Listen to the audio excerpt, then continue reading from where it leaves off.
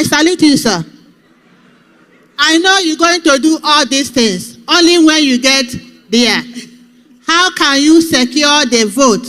How can you stop rigging that Nigerians are known for? Thank you, sir.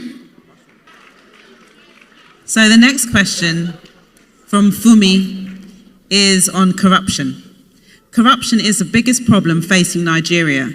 How do you plan to tackle it, not just at the federal level, but at the state and the grassroots level? Well, you know, I've done a lot of work on corruption, and I've said it. You need to deal with the issue of corruption. Corruption kills three things a society needs to thrive. Corruption kills entrepreneurship. It kills professionalism. Today we have professors in the university. The professors in university, when I was in university in Nigeria, were world class.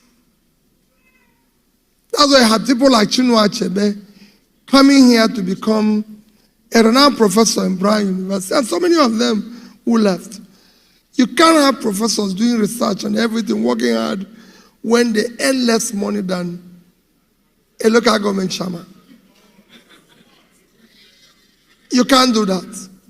So these are things we need to fix. It kills hard work. So I know what to do. I promise Nigerians that if I have the opportunity, we will deal with the issue of corruption. I've done it at the level. What I want people to know is that all these things, I've done it at a particular level. And the result were clear. I'm only asking for the opportunity to do it for the country.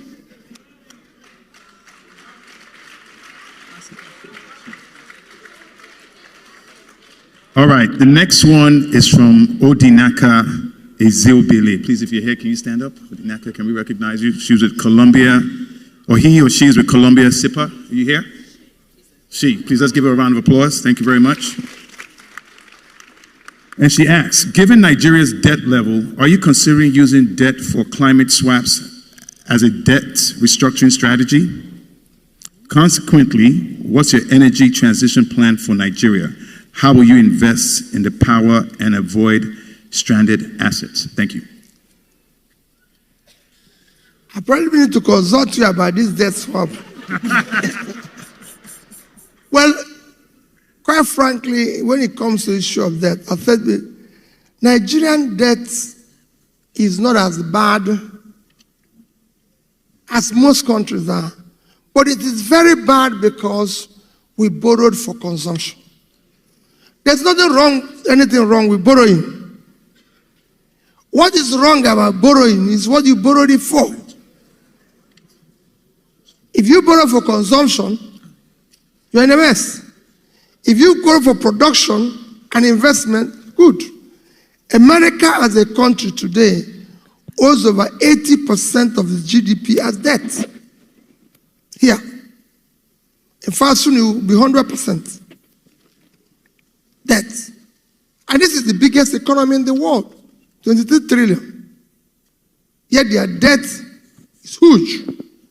The second biggest economy, China, owes over about 50-60% of their GDP in debt. The third biggest economy, Japan, owes 230% of its debt as its GDP. So 230% of it. So you can see everybody is, all the Western world countries, all the G7 countries are at least owing over 50% of their GDP. So there's nothing wrong in debt. Same thing for business and everything. But Japan, everybody knows that, use that resources to keep its economy going. Like America used it to keep its economy going. And Japan today owes the highest amount of US treasuries. So he is owing, she is owing. If you go to her and say, you're owing, you will say, okay, here is where I invested the money and I can pay you small. You come to him and say, where is my money? He has chopped it. He has used it for... That is the problem.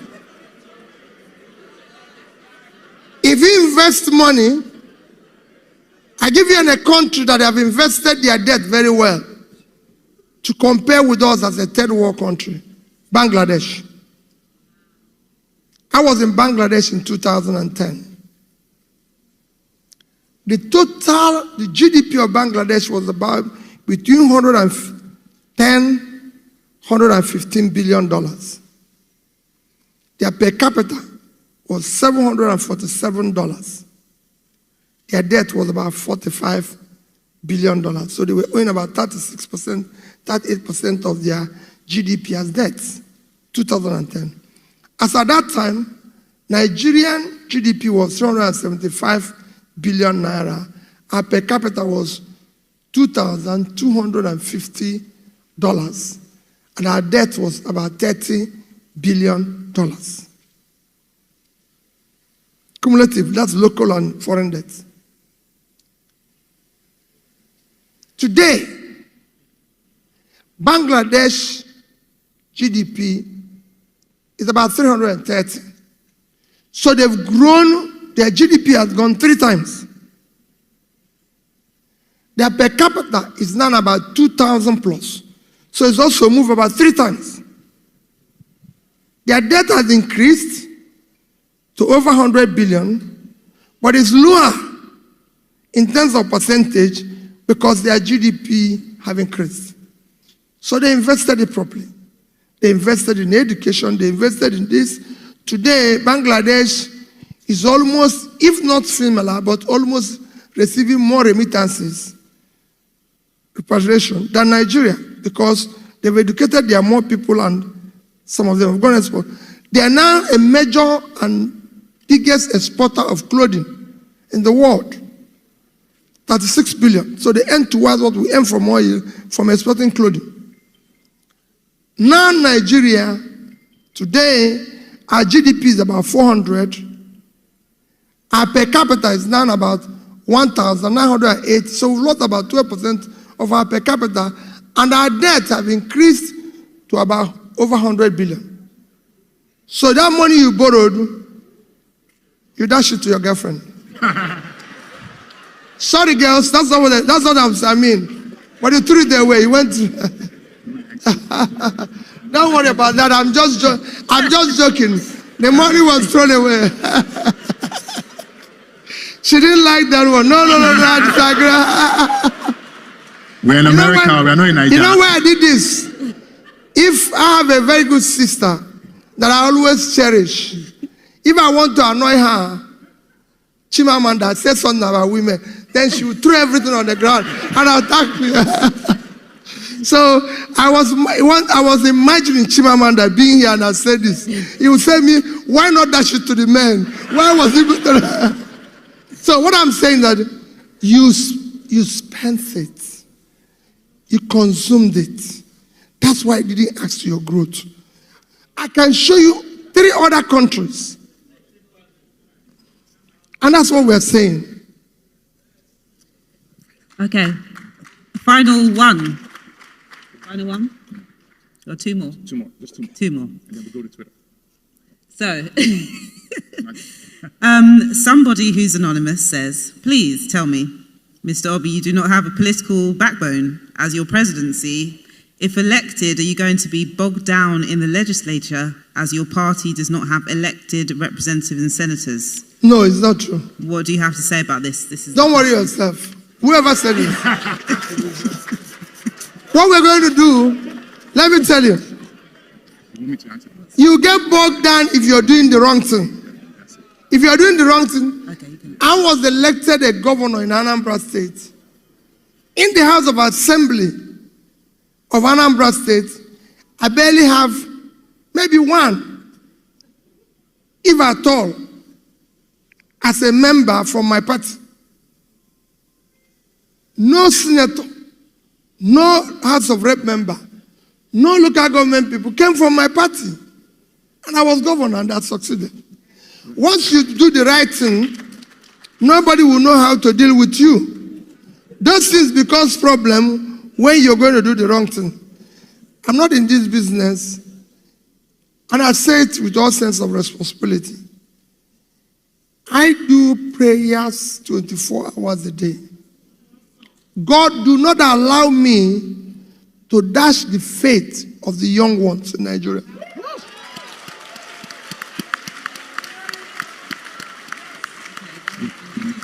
I must bequeath them. If I have the opportunity, I must bequeath the young ones in Nigeria a better society. I would like to ask, what do you think about the Green Energy Initiative that has been administered by the APC administration, considering your policies to pursue aggressive production and industrialization in Nigeria? An issue of climate change. We're going to deal with it. We're going to give it attention. But these things are not more important, as important as securing the people. Because you can't be talking about climate change when people are taking cover from bombs. You can't go to Afghanistan or Somalia and be talking about climate change. We have to be alive first. Then we deal with the climate. But we are going to consider everything. All right, we have one more question from, her name is Bolanle Sobuwale. I'm a British-born Nigerian who lives in the UK. I'm a child protection social worker, and I want to know what your plans are in relation to the safeguarding of vulnerable children in the society. This I can tell you, I will not have one child abuser, one sex offender, one rapist go free. The things I'm going to be aggressive about, and I will not allow one to go free. They must be punished by the law. And the law will be very, very stringent on them. This is not allowed. You know, because it's important for the society. I salute you, sir. I know you're going to do all these things only when you get there. How can you secure the vote? How can you stop rigging that Nigerians are known for? Thank you, sir. In all this we did today, even when you cannot vote, it could be a strong voter support, advocacy, because those people you are sending money to are voters. Those people who are not sick that you're sending money to, those your parents that are working hard to be able to pay your school fees, this is the time to tell them you have to do the right things. So it's important that they know that what we are doing is the right thing. We cannot continue to do this. The country cannot continue to go the way it's going today. We must stop it. Your country is collapsing. It's going down every day. We are now among the most terrorized country of the world. We are now in among the kidnapping capitals of the world. We are now we have the highest out of school children. We have overtaken India in infant mortality. The list can go on and on and on. It is you that will stop it. The reason why we have all these problems is cumulative effect of leadership failure over the years. And this is the time to stop it. So the election will not be about tribe. No. Don't vote for me because I'm from Southeast, I'm an Igbo man. It will not be about religion. If you go to the north, it is not safe. They don't buy bread cheaper. It is not about religion. The northerners don't buy bread cheaper. The Muslims or Christians, nobody buys bread cheaper. Nobody have uninterrupted resistance. So it should not be about religion. should not be about my turn. It's nobody's turn. It's not going to be it's not be about anybody's turn. It's not anybody's turn. So it is not it's not a chieftaincy title. It is not this thing. It is about the election. It will not be about connection. It will not be about connection. These are the processes when people tell you that Peter Obi doesn't have structure, let me tell you. The structure that I'm talking about is structure of criminality, structure of corruption, structure that have kept Nigeria where it is today. That is the structure I want to dismantle. 2027 elections. Tinubu will not willingly allow or encourage free and fair elections. If anything to go by, you have the APC primaries, you have the new methods of counting that they have invented. So if there's anything to go by the APC primaries. Go by his statements of grabbing it, snatching it, and running away with it. Willingly, he will not allow free and fair elections, and he will not encourage it. And I am not saying this to discourage you. Yes, I'm saying it so you can be aware. And also be aware that 2027, regardless of what Tinubu or the APC might want or plan, the 2027 election will be free and fair. Not because of APC, not because of Tinubu, not because of INEC, not because of judiciary, not because of security agencies, but because of a parallel vote tabulation platform. Vote Watch, working with volunteers as polling unit marshals across all the polling units in Nigeria. With Vote Watch and polling unit marshal, we tie the hands of INEC, the hands of Tinubu, the hands of APC, the hands of security agencies, the hands of the judiciary. We tie their hands and we make rigging impossible, regardless of who wants to rig. With Vote Watch, we will get real-time electronic transmission of polling unit results directly from the polling unit in real time. With Vote Watch, we get something even better than real-time transmission. We will get real-time collation, meaning as the results are coming from the polling units, we are seeing the tally automatically.